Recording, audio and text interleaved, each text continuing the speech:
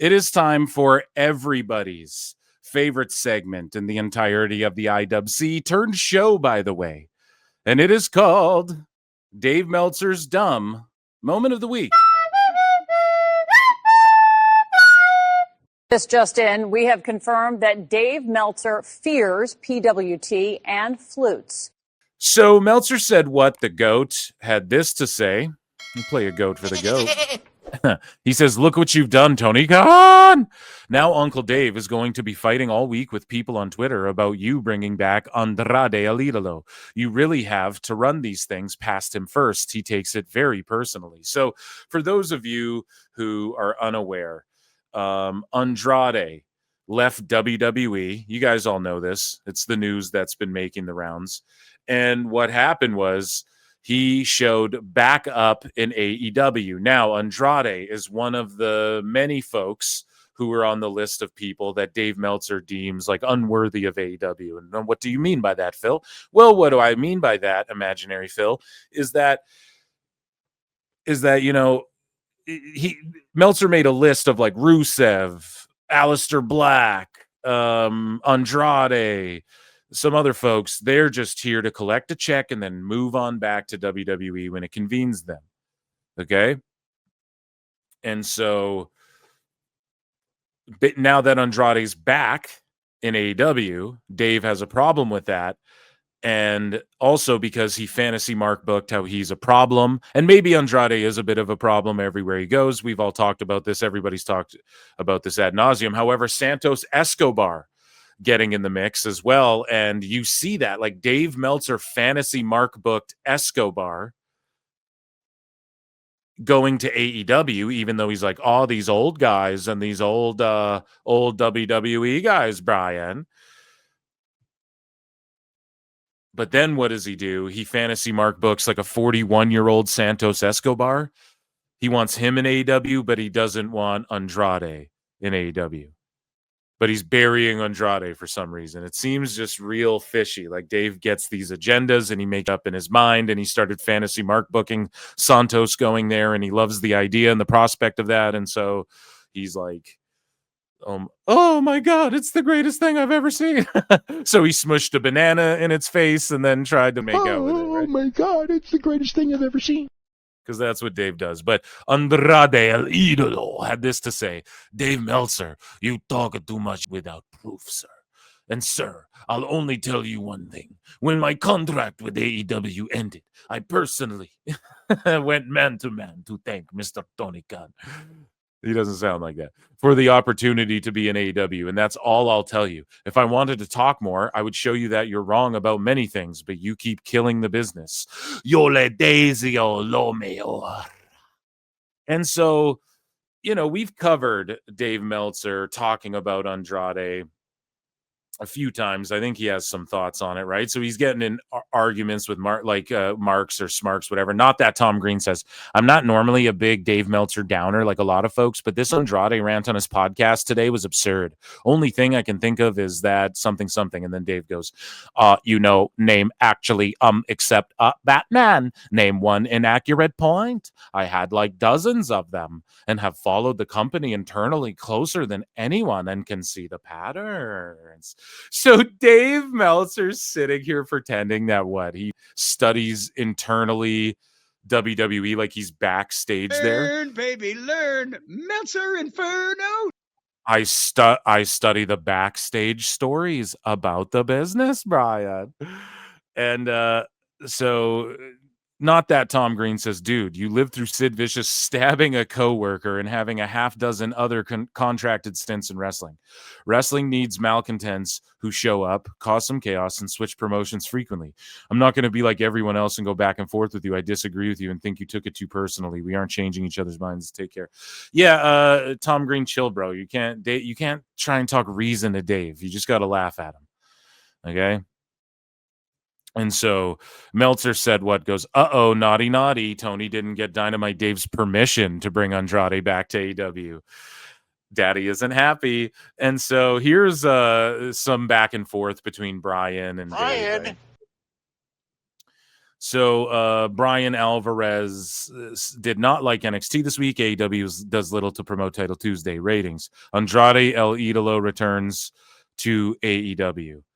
And then I don't know what he's showing here, just like a timestamp, or I don't fucking know. But either way, that he didn't spend much time talking about it. Like, is that what you're pointing out? That could be not a good sign. I mean, it is a big story. I've gotten like hella segments out of it myself. But Meltzer said what follows up and goes, I tried to warn you, Tony Khan. You better put a leash on that puppy. Dynamite Dave is trying to sabotage your roster by going out at Andrade El Idolo. Apparently, if you don't refute bogus claims, you're guilty as charged. You guys like, what's that movie? Walk hard, hard down life's rocky road. I love that movie. The extended version.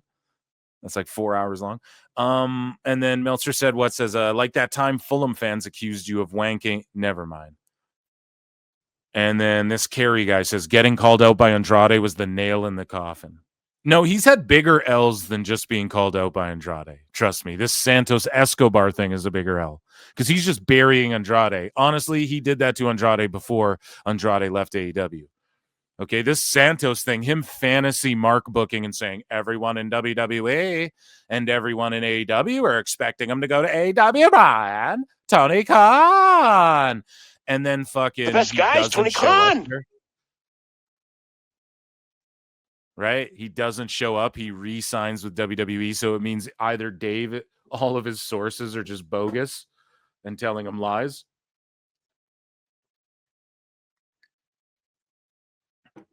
Or it means that, sipping some Java. Or it means that he just made up a lie, which is more likely. So Dave had this to say, yet, pardon me. Dave had this to say, yet he couldn't identify even one thing inaccurate. So Andrade calls out Dave and is like, you're a shitty journalist. Like, you're making shit up. And then Dave, instead of arguing back to Andrade, responds to this fucking random smark on the internet and goes, yet he couldn't identify one inaccurate thing. Bro, it's a man-to-man. He's saying, you done goofed. Like, what the fuck, dude? Identify one thing. It's like, what are you talking about, man? So Dave says, when it comes to these things, if you have facts, you respond with facts. Yeah, dude, he said that you're a fucking clown. If you have no facts, you respond with name calling or fake hyperbole. No, dude, it's the point is that when you just lie yourself, when you just make so many lies and condescend people, and then you lolcow yourself, they're done. There's no like, it's just memeing you. Like, we're just memeing and laughing at you now because you've lolcowed yourself into obliviacry. It's not about facts because you are not speaking facts. That's the gaslighting bullshit. And you're telling yourself this. Dave is telling himself this, or else he wouldn't have to like not ignore Niccolo Piccolo or like block your boy Phil or ignore Meltzer said what, or not respond to Andrade, but respond. He might have responded to Andrade, but he doesn't respond directly to him or go back and forth with him. He responds to this random NY Carey. Shout you out, by the way. We're all smarks and wackos and sickos. Don't take that shit personally. Anyways, get moving along here. So Dave just showing why he's a complete and utter clown. And so Dave Meltzer had this to say, more notes on Edris Enofe and Jasmine Nix leaving WWE. And then ENA at Edris _Enofe, who wrestled in NXT, and he wrestled, I think his last appearances were in Evolve. And he goes, you're a piss poor journalist, probably the worst I've ever seen. Oh, shit. You fucking Mark! Edris said, you, Mark. You're a piss poor journalist, probably the worst I've ever seen, after clicking on that link and reading that bullshit about himself. After Enofe, like, just amicably and is like, yeah, my time in WWE's done, whatever. He keeps it super profesh. Dave, what is he just gossiping like a fucking little girl in there? You can't click on their website because it's so riddled with ads and there's so many fucking, like, look at this. Again, 5 hours ago, new subscriber sale, 50% off first month. 50% off first month again? Why don't you just lower the fucking price, dude?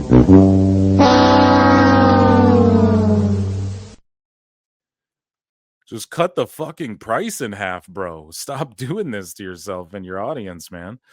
So Enofe calls him out as well, dude, and it's just a cherry on top. But the cherry on top of the cherry on top of the cherry on top had to be the Santos Escobar situation. So as you guys can see here, here's a quote directly from Dave Meltzer where he's in the Wrestling Observer Radio. He said, well, you know, they, and here's the thing, right? When I start talking shit as a pro wrestling fan, I say we were talking about this on the other show, on the other live show I did last night, I think, Wednesday. Yeah, doing hella shows.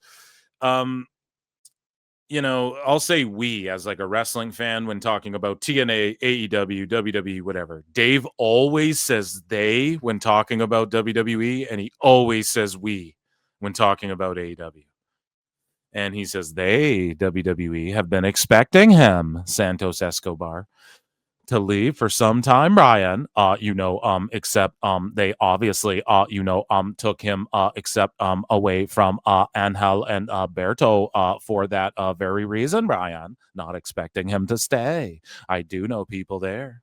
It's multiple people there who expect him to go to AEW. I don't know if he does or he doesn't. So Dave just fantasy mark booking a fucking like, I think he's dreaming about texts that he's sending Tony. And then he's like talking about what they must text each other so much. He's like dreaming about texting him. Must be on his mind so much. He just fantasy mark lays out yeah, in WWE, they've all been expecting him to go. I study it. And then he goes, and in AEW, multiple people I know, Brian, are expecting him to go there. What the fuck? Then he just re-signs. Holy shit. Well, he worked me. Like, the only thing Dave could say is like, yes, I was told this, and then I got worked. That's the only correct response. Instead, he'll just be like, well, what was inaccurate on page 215 of the Observer 7 months ago, Brian? So yeah, Santos just absolutely fucking owns Dave by re-signing to the company. And this is what Dave's response was. Well, we have his response to Enofe, I believe, or that's Alfred Kunawa's video. We'll check that out in a minute. Here's his response to Santos. Well, he talks about Santos and Cedric Alexander because Cedric Alexander's contract, a bunch of contracts are coming up at BFG, and Cedric Alexander's is up, I think they said at the end of this month or something. And this is Dave's take on like AEW needing talent and whatnot. This is before Santos was like, I'm actually still in WWE. Santos Escobar. They've been expecting him to leave for some time. They've been expecting him to leave. Meanwhile, all the fucking reports. Liar!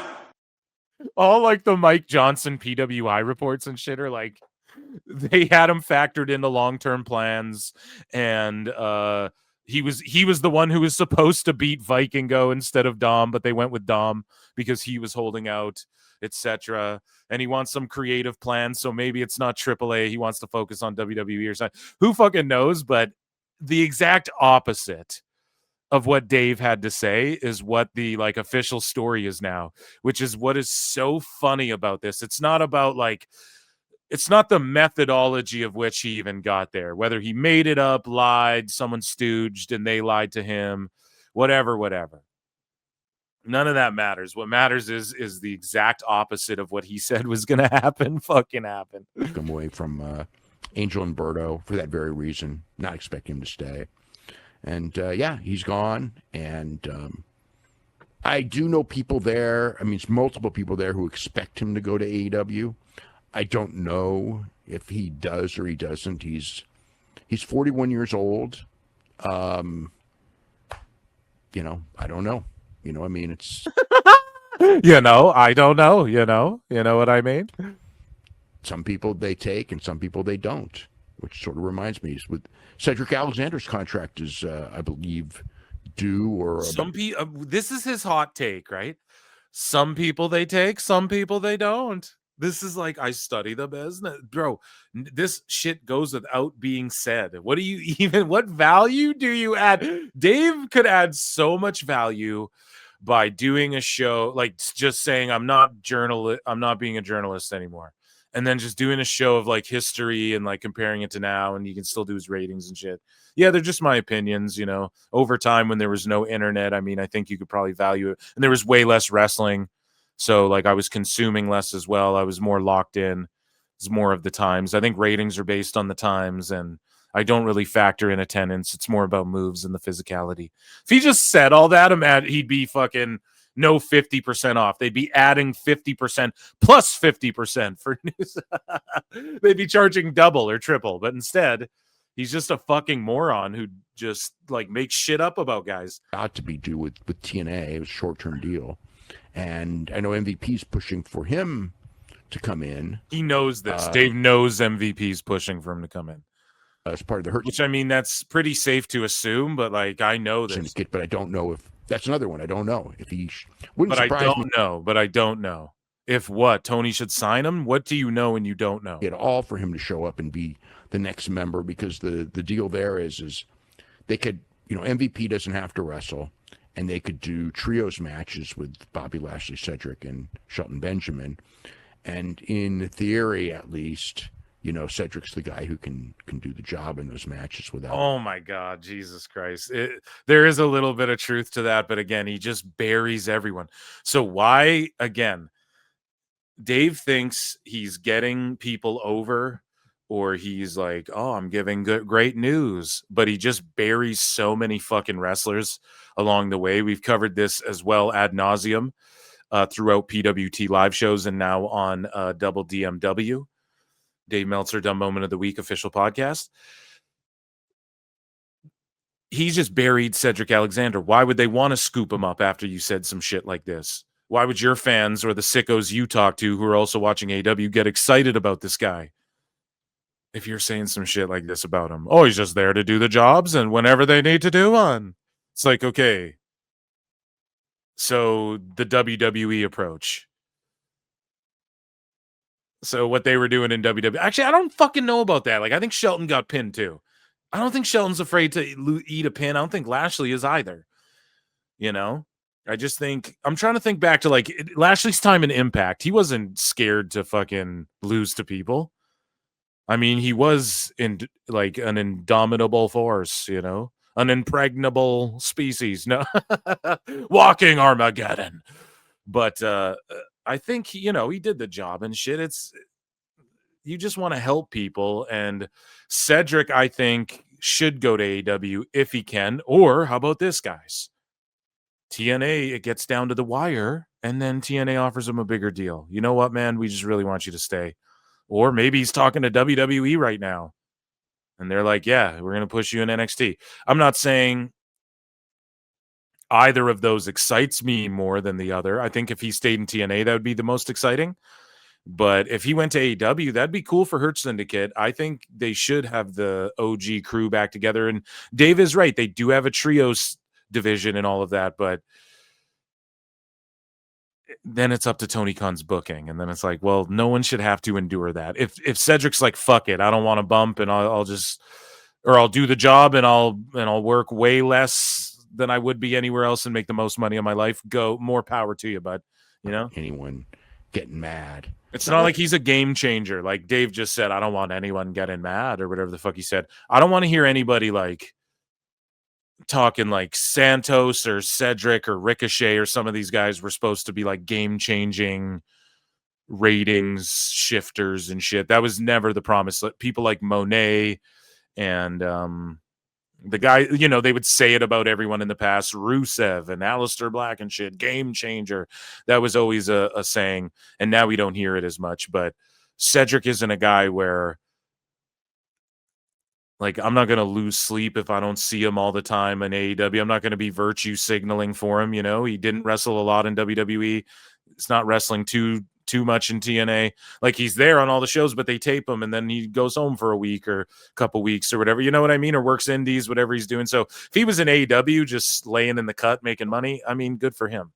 It's not like I'm like, oh, they should need to push this guy now and shit, you know, whatever. Just makes Hurt Syndicate cooler. Do the job in those matches without anyone. But Dave just calls him a jobber. It's not like AEW needs new talent, you know, or anything like that. I mean, they're not even, they don't have the time to maximize the potential ability of a lot of their talent. And he's talking about AEW, right? Because, yeah, they don't. And here's the thing with Cedric Alexander. It's not about, like, potential with him. It's about he's a vet, and he just needs to make some goddamn money. And WWE, he's been there. TNA, he's there for a little bit. He sees where the crossover's going. Maybe he doesn't want to be a part of it, like Nick Nemeth and shit. But at the same time, man, just saying he's a jobber like that, I mean, Jesus Christ, you're just killing him before he even gets into AEW. All your fans watch AEW. Maximize. But at least he's saying they can't, like, maximize their TV time. And whose fault is that? Tony Khan. So how is that Booker of the Year? But Dave will still put him in the voting. Well, you got to talk about Tony. So guess who's back? The Observer posts, I can't think of one person making that kind of money that's sitting around in catering. So I told you guys, Dave would make it out like he's getting paid more than anyone in the universe, Brian. He's making P. Diddy money, Brian. He's going to just make it out that, I mean, what AEW offered him was astronomical, and now he's just a bum sitting in catering. We just witnessed Dave Meltzer basically fantasy mark booking Escobar and burying Andrade, and then he gets made to look stupid, so then it's like, oh, he's just in catering. But I guess the quote goes on to say, I think you're going to see a lot more of Santos. And I don't even know if it's about, because if the rumors are they offered him a substantial amount more and he wanted more creative direction. Nobody's like Mike Johnson or PWI. None of these folks have been like, and they said they're going to give him more creative direction or whatever, unless it's like embedded somewhere in like a behind a paywall article I didn't read or something. But I'm sure they're going to have a talk with him creatively. But if they offered him more money, that also might be, and then he did just take it, then that might be a sign of them like, okay, we'll have a creative meeting, but for now, chill and lay in the cut. We don't have plans like next week, or maybe he's just on SmackDown. It would have been cool maybe with Andrade leaving, maybe that's too on the nose, but Santos maybe breaking off from Angel and Berto and teaming with Rey Fenix instead of Javon. But I do like Javon there. I'm not trying to hate on Javon. And like, I'm glad he's on SmackDown and shit. But, Santos may be breaking away from Angel and Berto, who I think Angel and Berto have been doing great without him. I'm not going to lie. But anyways, here's Dave's take on him just being completely wrong and fantasy mark booking a bunch of bullshit. The return to WWE of Santos Escobar. His contract did expire, and he was briefly gone. They moved him to the alumni section. There was a lot of talk that he would be going elsewhere. I think his contract expired on Monday night. I know there were people there that thought at 12:01 he would be signing with AEW. But as it turns out, WWE got back to Santos Escobar, and he has re-signed.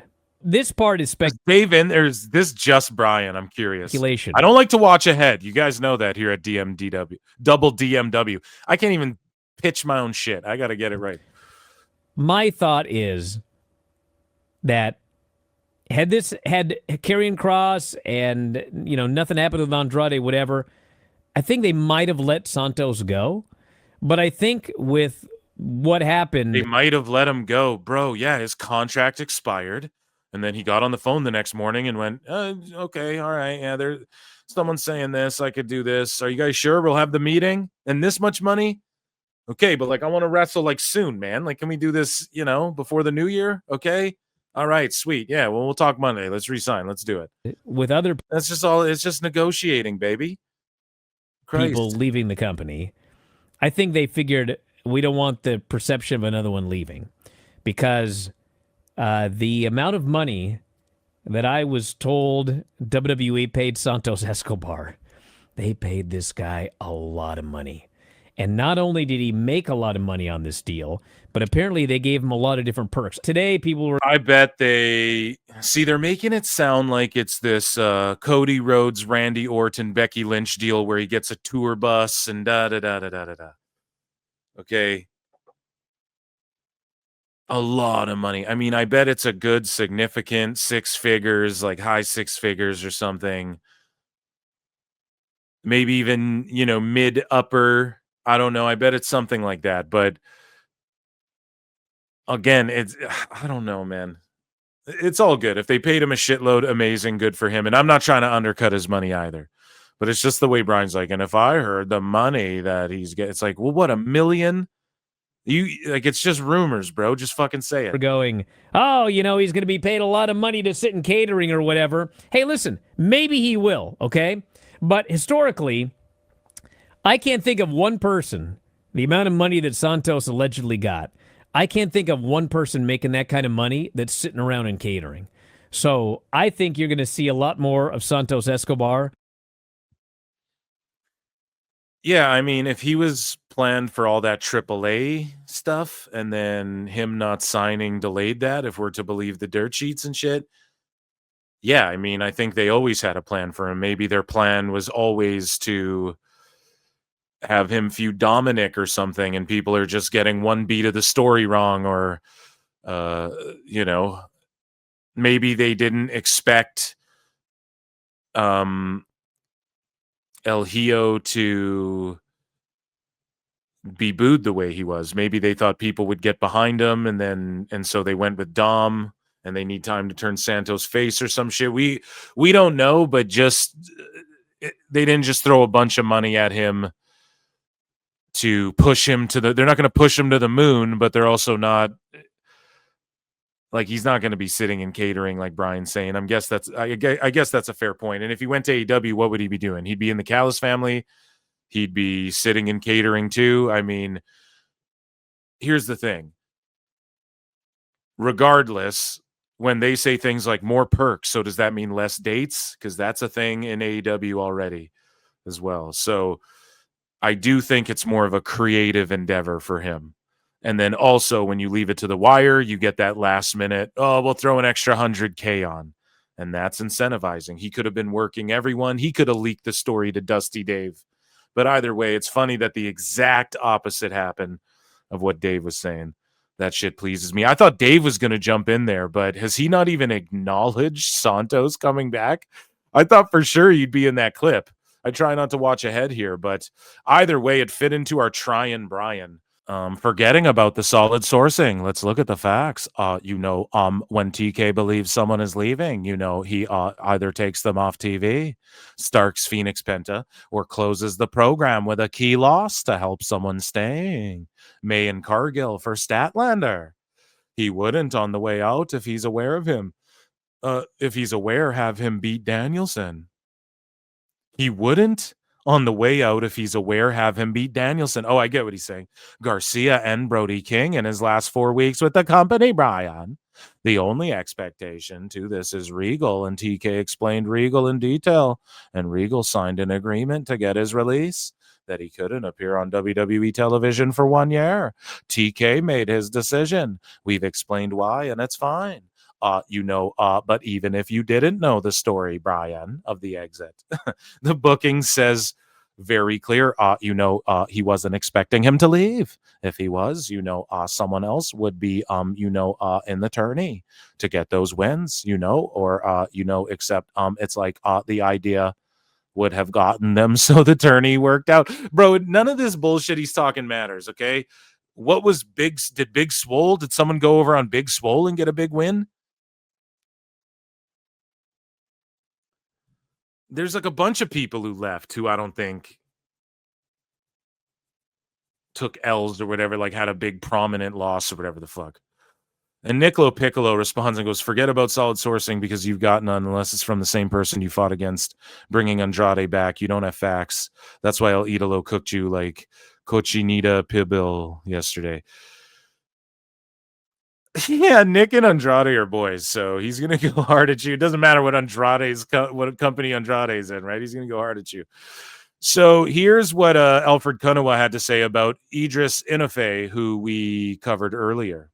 Lying Dave Meltzer got called out again for lying his ass off. First, friend of the show, Edris Enofe, called Dave a piss-poor journalist. Probably the worst he's ever seen. Probably. Then it was Andrade's turn to shoot at the Lying Observer newsletter. You talk too much shit without proof. You're wrong about many things, but you keep killing the business. Dave Meltzer fought back the only way he could by lying and calling people frauds. You're a fraud, and you're a fraud, and you're a fraud, and you're a con. I've built almost 40,000 So, yo, he argued with all of them over that, too? subscribers in a few short Holy years. shit. And what do we like to say on this app? If everybody in the room is a fraud, you're the fucking fraud. Dave Meltzer has been called out for lies and bad journalism his whole career. And his favorite move in the Lying Dave playbook is to talk about cosigns from people who died decades ago. Frank DeFord, Frank DeFord told Brian. Frank DeFord told Brian Pillman when he asked about me. A great reporter is one who exposes the sleazes and cons. The best reporter is one so good that they get so mad they expose themselves.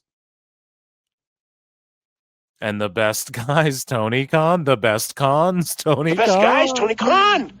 Bro, so what are you saying about yourself, Dave? And Pillman, when he asked about me, a great reporter is one who exposes sleazes and cons. At what point does a Frank DeFord and Brian Pillman permission slip expire, assuming they're even real to begin with? So convenient. Only the people... Brian Pillman, you mean the guy who pretended to be crazy and was working everyone?